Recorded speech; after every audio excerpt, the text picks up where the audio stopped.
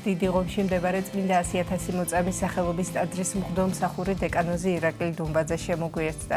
დილამშვიდობის მამა ირაკლი, გმადლობთ მობრძანებისთვის. მადლობა თქვენ მოწვევისათვის, მივესალმებით ჩვენს მაყურებელს და მშვიდობიან და ნაყოფიერ დღეს უსურვებ. ძალიან დიდი მადლობა. მამა ირაკლი, უნდა ვისაუბროთ სულთმოფენობის დღეს პეტრე მოციქულის მიერ პირველად აღვლენილი ქადაგების შესახებ, წარმოთქმული ქადაგების შესახებ. საინტერესოა თუ რა არის ამ ქადაგებაში თავმოყრილი, რაზე ამახვილებს ყურადღებას წმინდა პეტრე მოციქული და როგორი არის მისი დარიგება, ასე ვთქვათ, რაც უნდა გაითვალისწინებინა როგორც მაშინ თანამედროვე ადამიანს, ასევე ჩვენს დღევანდელ ყოფაში, ასე ვთქვათ, ჩვენთვის რა არის აქედან გამომდინარე სასწავლებელი, გასათვალისწინებელი, რაც დაგვეხმარება უფლისაკენ სავალ გზაზე. სანამ უშუალოდ ამ ქადაგებას შევეხებით, მოკლედ რამდენიმე სიტყვით კვლავ სულთმოფენობის დღესასწაულთან დაკავშირებით ვიტყვი. საეკლესიო საგალობელში, რომლის ამ დღესასწაულთან არის მიძღვნილი, ძალიან გამოსჭვივის ამ დღის შინაარსი და მაგალითად დღესასწაულის კონდაკი ესეთი შინაარსით არის დატვირთული, რომ ესე იგი, როდესაც ძველათქმაში ბაბილონის გოდლის მაშენებლებს ღმერთმა ენები აურიაო, მიმოდაიფანტნენ ეს ნათესავებიო, ხოლო ეხლა როდესაც სულიწმინდა გადმოვიდაო და კვლავ ენები სხვადასხვა ენებზე ამეტყველა ხო მოციქულები. ისინი ამ შემთხვევაში სხვა მიზნისათვის აურია ღმერთმა ენებზე მეტყველების უნარი, რომ ისინი მათ თავიანთი ქადაგებით ადამიანები საერთო ერთობაში შემოიყვანათ, რასაც ქრისტეს ეკლესია ქვია და შემთხვევითი არ არის, რომ აი ამ დღეს ეკლესიის დაარსების დღე ქვია, ეკლესიის დაბადების დღე ქვია და ყველა ჩვენგანი მოწოდებული ვართ, რომ აი ამ საერთო სისავსეში ვიყოთ ჩვენს ღმერთთან ერთად, იმიტომ რომ ეკლესიას სხვაგვარად ეწოდება ცა დედამიწაზე და ეკლესიაში მოსული ადამიანი თავისი შინაგანი სულიერი მდგომარეობით მართლაც უნდა აღმოჩნდეს ზეცაში. ანუ ის რეალობა განიცადოს, რაც თქვათ მას შემდგომში მარადიულობაში ელოდება. და აი პეტრე მოციქულის ეს ქადაგება საოცარი მოწმობა არის სულიწმინდისეული ნიჭისა. იმიტომ რომ წერია ესეთი სიტყვები, რომ როდესაც სულიწმინდა მოდის პავლე მოციქულსაგან ნათქვამი, როდესაც სულიწმინდა მოდის ადამიანზე, მას სხვადასხვა ნიჭებს აძლევს. ერთ-ერთი არის სწორედ აი სიმამაცის ნიჭი, ერთ-ერთი არის თქვათ სიტყვა ხელოვნება, როდესაც ადამიანს შეუძლია რომ თქვათ საკუთარი სიტყვით სხვა ადამიანები მოინადირონ და ამ შემთხვევაში სწორედ მაცხოვრის წინასწარმეტყველება ახსნოდა პეტრე მოციქულის აი ამ სიტყვებში, რომ გამოყევიო პეტრეო, თუ კი შენ ახლა თევზების მებადური ხარო, მე შენ ადამიანთა მებადურად გაქცევო და სასწაული არის, რომ სამ პეტრე მოციქულის სამპირველო ქადაგება 3,000 ქრისტიანის ადამიანის ქრისტეს ეკლესიაში მოსვლა მოჰყვება და სხვადასხვა დღეს რომ მოვდიოდი რაღაცნაირად გამახსენდა ესე იგი ერთი მღვდლის ესე იგი შეფასება ჩვენ აი ამ ჩვენს ეპოქაში ამერიკაში მოღვაწე ეფრემ არიზონელზე, რომელიც რამდენიმე წლის წინ გარდაიცვალა და ესეთ რაღაცას ამბობს, რომ ჩვენ ადამიანები რომ მართლმადიდებლობაში მოგვიყვანო, ამერიკაში მოღვაწე მღვდელი ამბობს, მართლმადიდებლობაში ადამიანები მოგვიყვანო, სხვადასხვა მეთოდებს მიმართავდით, ხან კონცერტებს უმართავდით, ხან რაღაცა საღამოს იქნება ახალგაზრდები რაღაცი დაინტერესებული იყვნენ, რომ ჩამოვიდაო ბერიო, ათონინანო, ერთი მარტო იესოს ლოცვის საშუალებითო, როგორც მადლიანი ლოცვის საშუალებითო ადამიანები მართლმადიდებლობით დააინტერესა და ეს არის სულიწმინდისეული ნიჭი, რომ ადამიანის გულს ღმერთი შეეხება, მასში ეს გული უნდა უკვე მონადირებული არის. ეხლა როგორი მომენტი არის, რომ პეტრე მოციქულის ესე იგი ეს სიტყვა ხდება, ამ სიტყვას აღიმაღლებს მას შემდეგ, როდესაც სულიწმინდა გადმოდის ცეცხლის ენების სახით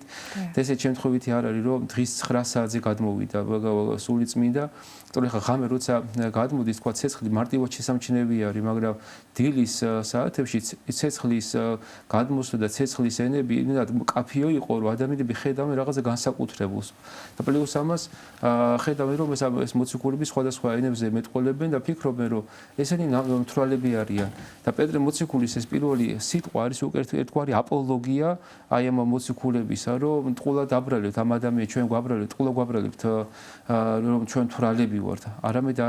ეს არის აღსრულება იმ სიტყვისა, რომელიც ჯერ კიდევ ღმერთმა ძველ აღთქმაში აღუთქვა ჩვენს მამებს და ჩვენს წინაპირს, რომ მოვა დღე იუვალ წინასწარმეტყველი ამბობს, რომ როდესაც მიუფენ ჩემს შვილებს, თქვენ ძეებს ასულებს სულისაგან ჩემისა და ისინი და თქვენი ძები და სულები დაიწყებენ წინასწარმეტყველებას და ჩემს და მოხუცებულებს სიზმრებში ვასწავლი. და უფლის დღე მოდის და აი ამ უფლის დღის მოსვლას მოყვება რომ ზე დამდელდება თვარე ნათელს აღარ გამოსევს და ეს საშინელად აღწერს პეტრეს იოელ წინასწარმეტყველი აი უფლის მოსვლის აი ამ ასე ვთქვათ სიმკაცრეს რომ ეს იქნება უკვე თუკი ღმერთი მანამდე ადამიანის მოწყალე მამად ეცხადებათ და ადამიანები თქვა გულხალდაკრეფილები არიან ხშირად აი უფლის მოსვლა უკვე იქნება ისეთი მარტივი აღარ ის იქნება ყველა ადამიანზე თავისი შესაბამისი საკადრისი პასუხის გაცემა თქვა თავისი საქმეების შესაბამისად თუმცა რა თქმა უნდა ღვთის სამართლიანობას ყოველთვის მისი მოწყალება წინ უძღვის და მე პეტრე მოციქული ახსენებს აი ამ ხალხს რომ იესო ნაზარეველი რომელიც ღვთისაგან იყო მოვლინებული და რომლის ხელითაც ღმერთმა უამრავი სასწაული აღასრულა და თქვენ თვითონ ხართ აი ამის მოწმენი და ამას ჩვენი თვალებიც უყურებ და ღვთის წინასწარ შეცნობით ნახეთ საოცარ სიტყვას ამბობს და ღვთის წინასწარ განზრახულობით თქვენ მიიყვანეთ ეს ადამიანი ჯვარსაცვით ანუ ერთგვარად თქვათ ღმერთმა იცის რომ მაცხოვარი უნდა მოდის ამ ქვეყანაზე ქრისტე მოდის რომ უნდა ის უნდა ჯვარს იცვას მაგრამ ადამიანთა ბრალეულობა ადამიანთა ბრალეულობა რა თქმა უნდა ამაშიც ხაზგასმული არის რომ კი ღვთის განგებულება იყო მაგრამ ეს იყო ადამიანთა პირველ რიგში ზრახვა რომ მაცხოვარი ჯვარზე გააკრეს და სხვათა შორის პარალელი ბიოანე ოქრობერი პარალელსავლეს იოსებ ძველი ახთის მართალი იოსებთან რომ როდესაც ძმები გაყიდიან აი ამ იოსებს და მოკლედ ეს მე საბოლოო ჯამში ხო განცხადდება ეს მათი უსამართლობა და შეშინებულები არიან ძმები და როგორ საოცარ რაღაცას ეუბნება იოსები რომ ნუ შეშინდებით არ გქონდეთ იმის ფიქრი რომ მე თქვენზე შურს ვიძიებ იმიტომ რომ ეს ღვთის განგებულება იყო რომ თქვენი ხელით მოხდა ჩემი ასე ვთქვათ გაყიდვა რომ ღმერთმა იცოდა რომ ჩემი ხელით უნდა გამოკვებილიყავი თითოეული თქვენგანი და ალბათ ეს ამ შემთხვევაში ღმერთმა იმადი ძმების სისასტიკეც გამოამჟღავნა და იოსების მოწყალებას აი აქაც ხდება ეს რომ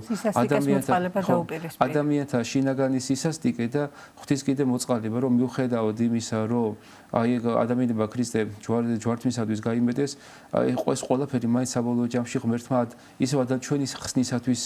გამოიყენა. ლევოს მაგაზი დავით პეტრე მოციქული ახსენებს რომ მიუხედავად იმისა რომ თქვენი ჯვარსაცვით აი ამ მაცხოვრის პიროვნებაზე ახსულდა დავით წინასწარმეტყველება რომ წინასწარ ხედება უფალს წინაშე ჩემს რადგანაც ის ჩემს მარჯვნივ არის რათა არა შევიძრა და არა დაუტევო სული ჩემი ჯოჯოხეც არც ასე წმინდა საშენ სახილვად განსახსტელი რომ დავით მუსალმონი ამ სიტყვებს საკუთარ თავზე არ ამბობდა იმიტომ რომ წინასწარმეტყველი იყო და იცოდა რომ ღმერთმა მის შთამომავლობაში მოვლენდა მესიას რომელსაც სიკვდილი ვერ შეიპყრობდა და მართლაც ქრისტე სიკვდილისათვის ანუ ჯოჯოხედესოდეს ქრისტე ტანჯველი აღმოჩნდა და შეუძლებელი იყო რომ ეს ღმერთი აი ამ ჯოჯოხედის მეშვეობით თქვა რაღაცნაირად შეპყრობილი ყოფილიყო და დავით მუსალმონის სიტყვებით რომ უფალი უნდა ამაღლებულიყო ამას ახსენებს კიდე პეტრე მოციქული და შემდგომში ეს ხალხი რომელიც აი გაუგნებული უყურებს პეტრე მოციქულს თუკი მანამდე ისინი დასინოდნენ და ამბობდნენ რომ ესენი მთვრალები არიან ნელ-ნელა მათი გული ესე იგი აი ამ წინასწარმეტყველის სიტყვის მოსმენით პეტრე მოციქულის აი ნელ შეფარული თქვა და აი ამ იესო ნაზარეელზე და მისი სასწაულების გახსენებით მისი აი ამ ჯვართმის გახსენებით ნელ-ნელა მათი გული ესე თქვა მობიერი ხდება და ცოტა ხანში პეტრე მოციქული ახსენებს ესეთ რაღაცას რომ ესე იგი ეს კი ამაღლდა მაცხოვრის ჩვენი მაცხოვარი ღმერთი ქრისტე ზეცად და დღევანდელი დღე არის მისი ღმერთობის ყველაზე დიდი დამადასტურებელი რომ ის რაც მან აღუთქვა და აღვიქვა ჩვენ რომ სული ჩვენს მოქმენდა სული წმინდას სწორედ აი ეს მისი ამაღლების შედეგი არის დღევანდელი დღე რომ სული წმინდა მოევლინა ამ ქვეყანაზე და ეს გაოგნებული ებრაელები იუდეველები უყურებენ და რა გავაკეთოთ ჩვენ ახლა თუ არის ჩვენი კი გავაცნობიერეთ რომ ჩვენ მივიღეთ ამ ყველაფერში მონაწილეობა ჩვენ გავაცნობიერეთ რომ თქვა რაღაცა ბრალეულობა ჩვენზეც არის და რა არის გამოსავალი და პეტრე მოციქულის საოცარ გამოსავალს თავაზობს რომ შეინანეთ და ნათელი იღეთ ეს ორი სიტყვა ძალიან მნიშვნელოვანი შეინანეთ და ნათელი იღეთ და თქვენზეც მოვა ეს სული წმინდა და შემდგომში პეტრე მოციქული ამბობს ესეთ სიტყვას რომ თავი იხსენით ამ დრკუ ნათესავისაგან ბერძნულ ენაში ეს დრკუ ანუ მრუდე თანამედროვე მრუდე არის სკოლიო ანუ სკოლიოზი თქვა ადამიანს თქვა სკოლიოზზე გამრუდებული თქვა ხერხემალი და აი ამ გამრუდებული მოდმისაგან თავი თქვენი დაიხსენი ნიშნავს რომ ეს ხალხი ვინც ჯერ კიდე აი ამ თავიანთი აზროვნებით ქრისტეს ჯვარცმელები არიან და თავიანთ თავს იმართლებენ რომ რა თქმა უნდა ჩვენს ის ჯვარს ვაცვით, იმიტომ რომ თავის თავს ღმერთი უწევდა. აი ამ ხალხისაგან გამომთავისუფლეთ, ანუ აღიარეთ თქვენს, რომ იესო ქრისტე არის ძე ღვთისა. და სწორედ აი ამ ქადაგებას პეტრე მოციქულის აი ამ ქადაგებას 3000-მდე ადამიანის ქრისტიანად როგორც წეღავთ, ქრისტიანად გახდომა მოყვება. ეხლა როდესაც ეკლესიის მამები თქვა საუბრობენ აი ამ მომენტზე პეტრე მოციქულის აი ამ ქადაგებაზე, რომ ჯერ ერთი რომ როგორი ესე თქვა აპოლოგია წარმოთქვა, რომ ეს რახან თავი მიიღო მოციქულთა მას ვალდებულება თქონდა, რომ მოციქულთა პირი ბაგე ყოფილიყო აი ამ შემთხვევაში და ეს არ არის თქვა რაღაცა სიტყვა სასტიკი, ეს არის სიტყვა მობიერი. ანუ ხშირად არის ხოლმე რომ ადამიანს თქვა რაღაცნაირად უნდათ რომ სხვა ადამიანთან რაღაცა სიმართლე მიიტანოთ, ხადახად ისეთი სიმკაცრი და ისეთი თქვა ძალით აკეთებენ ამას, რომ ადამიანს კი არ კურნავენ, პირიქით დასახიჩრებენ ხოლმე. სადაც მე ჩვენ და რომ მოდიან ხოლმე ადამიანები რომ მოდიან და თქვა ფიქრობენ, რომ თქვა მოდი უნდა რომ ვიღაცა ამხილო, ვიღაცასთან თქვა რაღაცა კაცრად ილაპარაკონ, სულ ეუბნები რომ ის სიმართლე რომელიც ადამიანს ხელში უკავია, გავს აი თქვა დანას და დანას თქვა თუ ქირურგს ხელში დააჭერინებ, თქვა ის იუველურად ოპერაციას გააკეთებ, მაგრამ თუ დანას ყასაბს დააჭერინებ, ის დაჩეხავს და ამ არჩევანი ჩვენზე არის თქვა ვინ ვიქნებით ჩეხავები ვიქნებით თუ თქვა ქირურგები ვიქნებით რომლებიც ვეცდებით თუ თქვა ადამიანის გული განკურნოთ. პეტრე მოციქული ამ შემთხვევაში იუველირია. მიუხედავად იმისა, რომ ის სიმართლესაც ანახებს ამ ადამიანებს, რომ თქვა მათ თანამონაწილეობა აქვს მიღებული აი ამ საშინელ ტანჯვაში, ქრისტეს ჯვარცმაში გამოსავალსაც თავაზობს და ყოველთვის არის ეს საოცარი მომენტი ეკლესიის მამათაგან, რომ როდესაც თქვა ადამიანის პრობლემას მიანიშნებენ, არ ტოვებენ მარტო ამ პრობლემასთან მარტო, იმიტომ რომ ისინი თავაზობენ ასევე გზას. კი და ეს არის საღვთო მოძღვრების ყველაზე მკაფიო გამოხატულება, რომ პირველ რიგში ადამიანს უნდა დაანახო თქვა რა მდგომარეობაში ხარ და მეორე სად არის გამოსავალი. ეს არის ეკლესიური ცხოვრების აი ფენომენი, სწორედ ეს ამაში მდგომარეობას. ადამიანისათვის დიაგნოზის დასმა და მე რო ისო შენ ამ დიაგნოზის დასმის მიუხედავად მარტო არ ახარ აი ამ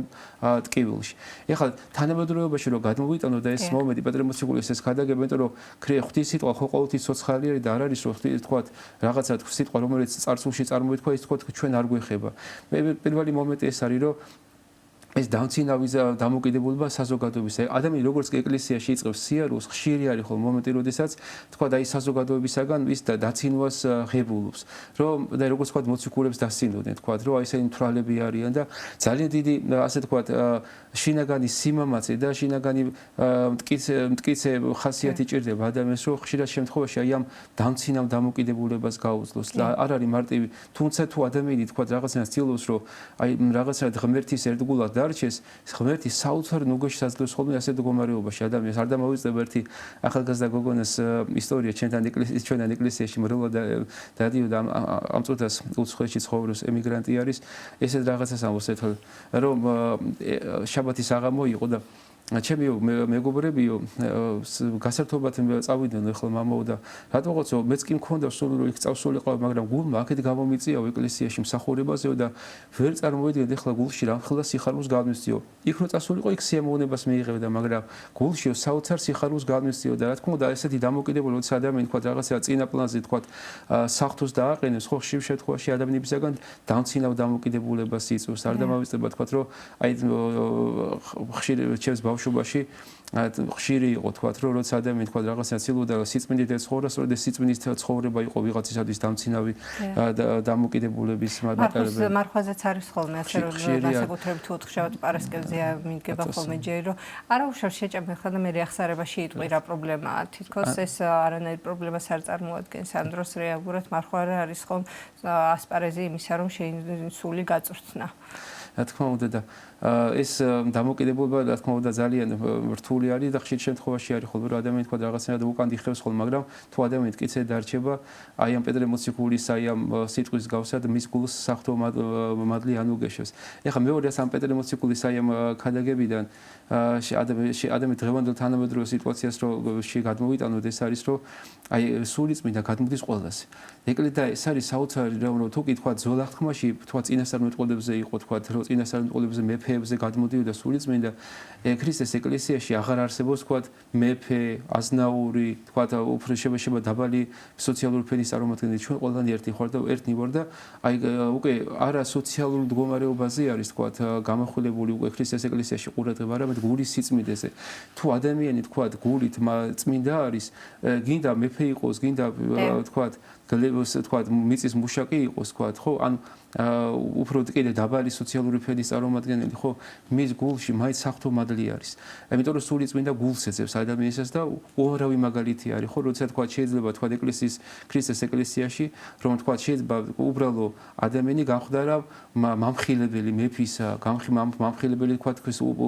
მაღალი სოციალური ფენის წარმომადგენელი ამიტომ ქრისტეს ეკლესიაში არ არსებობს აი ეს მარტოობის მომენტი. კიდე ყველაზე მთავარი კიდე რაც აი ამ პეტრე მოციქულის ქადაგებიდან ქრისტიანმა საკუთარ ცხოვრებაზე უნდა გადმოიტანოს ეს არის რა რომ აი პეტრე მოციქული ყურადღებას უმახვილებს ადამიანს რომ ბრალეულობა ქრისტეს ჯვარცმისა თქვენზე არის და ხშირად არის ხოლმე რომ ჩვენ ცხოვრებაში რომ რაღაც აი 1000 ინფორმაციას ადამიანი ისმის თქვა აი მაგალითად სადღაც რაღაცა პრობლემა მოხდა რაღაცა ესე თქვა ვიღაცას რაღაცა პრობლემა შეფა ზოგადად გლობალური პრობლემები თქვა ისაც თქვა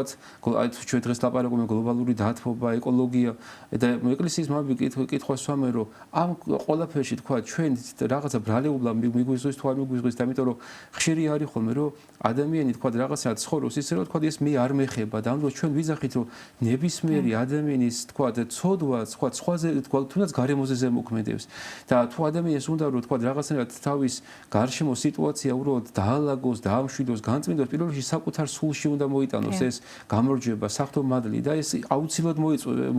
მოიტანს იმას რომ ის გარშემოს რაღაცა სიტუაცია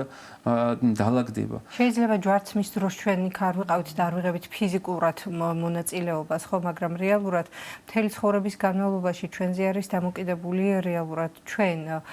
თანამედროვე ადამიანები, ვიქნებით თუ არა ჯვარცმწმენელები უფლისა, ხო, იმიტომ რომ უფალმა ჯვარზე გაკვრით იტვირთა ჩვენი ყველა ცოდვა აბსოლუტურად და გუშინ სწორედ საუბრობდით მოძღვართან ერთად ჯვრის ტვირთვის მნიშვნელობაზე და უწმინდესის დარიგება გავიხსენეთ რომ ადამიანმა თავისი ცხოვრებით უნდა შექმნას ჯვარი და ეს ჯვარი ასე გამოისახება სწრაფვა ღვთისაკენ და სწრაფვა ადამიანისაკენ, ხო? აი თქვენი მხრიდან ამაზეც რომ გავმახვილოთ კიდევ ერთხელ ყურადღება თუ რა მოიაზრება ამ სიტყვებში და როგორი არის დარიგება, რაც რეალურად უნდა გავითვალისწინოთ თუ გვინდა რომ მიუახლოვდეთ უფალს. იცით, აი ეს მთელი საეკლესიო მოძღვრება სწორედ ამაზეც არის აგებული, რომ პირველ რიგში საკუთარ გულში ქრისტეს უნდა გაამარჯვებინო და ქრისტეს გამარჯვება საკუთარ გულში ნიშნავს, რომ შენ ცუდ მიდრეკილებებზე გაიმარჯვო ღმერთთან ერთად. და ეს არის სწორედ ეს სიდიადი ქრისტეს სარწმუნოებისა, რომ ადამიანი ამ ბრძოლაში მარტო არ არის და ყველაზე მთავარი თვისება, რითაც ქრისტიანი უნდა იყოს ასეთად აღჭურვილი, ეს არის სიყვარული ღვთისა და თუ ადამიანს ღმერთი უყვარს აუცილებლად ამაზე ეკლესიის მამები ამბობენ თქვა რომელიც ჯერ მოყვას სიყვარულია მთავარი თუ პირველ რიგში თუ ღვთის სიყვარული თუ ადამიანი ღმერთი არ შეიყვარა ვერც მოყვას ვერ შეიყვარებს შესაბამისად სწორად იმიტომ რომ მე როცა ვიცი რომ თქვა ნებისმიერი ადამიანი თქვა ღვთის ქმნილება არის და ღვთის შვილი არის მე მას როგორც უკვე ღვთის საკუთრებას ისე უნდა ვუყურებდე და წარმოვიდგინეთ ახლა როგორი სხვანაირი იქნებოდა ჩვენი სამყარო თქვა რომ ყველა ჩვენგანს ეს შინაგანი გააზრება მცოდნეობა რო ქონდეს რომ აი ეს ადამიანი ნებისმიერი ადამიანი ღვთისა არის და მე მას უნდა ვუყურებდე როგორც ღვთის საკუთრებას და არა თქვა რაღაცა ისე რომ თქვა მე ვიღაცაზე აღმატებული ვარ და ქრისტიანული ცხოვრების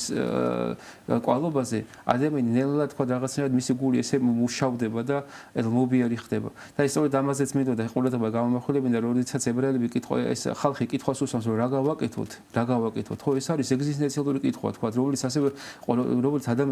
ადამიანი და სვამდეს რომ რა უნდა გავაკეთო იმიტომ რომ ხშირად არის ხოლმე რომ აი მაგალითად ადამიანი საკუთარ თავთან რო ფიქრობს და დარჩება ფიქრობს რომ მოდი ამას გავაკეთებ იმას გავაკეთებ რისთვის რომ საბოლოო ჯამში ბედნიერი ვიყო და აი თქვათ ვიღაცის ბედნიერება მხოლოდ მიწას უკავშირდება მაგრამ ხო არის გამოცდილება უკვე იმისა რომ ადამიანი რომელსაც ოდნავ მისი გული ოდნავ ზეცას რო შეეხება აი ხვდება რომ ეს მიწიერი მისთვის აღარ დამანაყრებელი ასე ვთქვათ დამაპყურებელი შინაგანად არ არის ამიტომ ეს კითხვა რა გავაკეთოთ ამას ქრისტიანი ხშირად მინდა სვამდეს და წერალ რაც თქვი რომ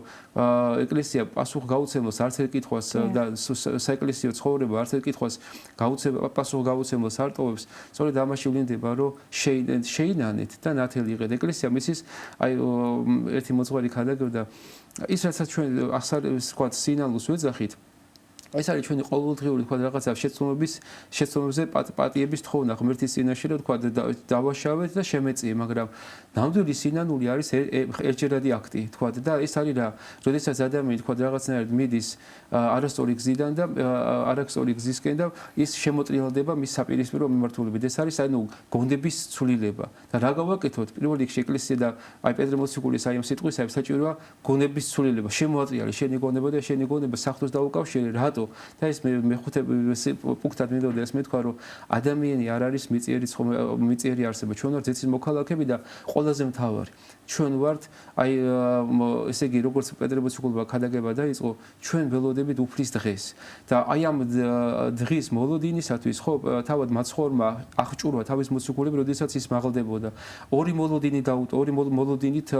ასე თქვა დატვირთვა მოციქულები ეს იყო მოლოდინი სულიწმიდისა და მოლოდინი რომ უფალი კვლავ უნდა დაბრუნდეს ეს ორი მოლოდინი ეკლესიის წიაღში მუდამ არის ერთი ის რომ ჩვენ ველოდებით სულიწმიდას რომ თქვა ჩვენ გავხდეთ ტაძარნის სულისაწმინდისანი და მეორე ის რომ უფალი უნდა დაბრუნდეს კვლავ დედამიწაზე იგივე სახით როგორიცაც ის ამაღლდა და სიხიდეს თავად მოციქულებმა და მოციქულები რომლებიც ხედავენ გაკვირებული და იყურებიან გაკვირებული აი ამ და უყურებენ მაცხოვარს ამაღლებულს თავად ანგელოზები ეუბნებიან რატო იყურებით ესე გაკვირებული გალილეველო ეს იესო რომელიც თქვენ განამაღლდა კვლავ იგივე სახით უნდა დაბრუნდეს ამიტომ ქრისტიანის აი ეს შინაგანი ცხოვრება მოდივად მიმართული უნდა იყოს რაღაცნაირად აი ამ დღის მოლოდინისათვის. ეხლა როგორ ახსნოდა პეტრე მოციქულის აი სიტყვები, ერთი რამდენიმე სიტყვითაც ვიტყვი იოანე ოქროპირის აქ საოცარი ხადაგება და ხუმლია ამასთან მიძღვნილი, რომ აი სისხლი და არმული და კვამლი რომელზეც იოელ წინასწარმეტყველი ლაპარაკობს, ახსოვდა პირდაპირ ზედმიწევნით ებრაელთა ისტორიაში, როდესაც აი ვესპასიანემ ეს იერუსალიმი აიღო. და იოსებ ფლავიუსს აღწერილი აქვს ის საშინელება, რაც მოყვა აი ამ იერუსალიმის აღებას და იოსებ ფლავიუსის ეს ისტორია შეიძლება ნებისმიერ აკადემიურ წაიკითხოს ძალიან საინტერესო ებრაელთა ერის ისტორია ძალიან საინტერესოა თქვა მაცხოვრის წინასწარმეტყველება იოელ წინასწარმეტყველება როგორ ახსნოდა ამ ერზე იქიდან გამომდინარე რომ მათ აი ქრისტეს ჯვარცმაში მონაწილეობა მიიღეს და ვინც შეინანა ისინი ცნობილია რომ აი ამ საშინელებას გადაურჩნენ იმიტომ რომ მათ ახსოვდათ მაცხოვრის წინასწარმეტყველება რომ როდესაც ნახავთ იერუსალიმზე გარემოდგომილ ჯარს გაიქეცით მაგრამ ვინც ქრისტეს ეს სიტყვები გულთან არ მიიტანა ისინი საბოლოო ჯამში ამ ტკივილის მატარებლობნი აღმოჩნდნენ ასე რომ საინტერესო ხადაგება არის და მე ურჩევ ადამიანებს ქრისტიანებს რომ რაღაცა დეცადონ რომ რაღაცა აი ამ სიტყვას რომ მოიკითხავენ საკუთარ თავსაც მოარგო ნამდვილად მათ გულს ეხება ეს გადაგება. ძალიან დიდი მადლობა მამა ირაკლი მოგზაურობისთვის და საინტერესო განმარტებისთვის ესაუბრისთვის. შეგახსენებთ სტუმარი გახდათ დიდი ღომში მდებარე წმინდა 100,000 მოწამის სახელობის ტაძრის მუზეუმსახური დეკანოზი ირაკლი დუმბაძე.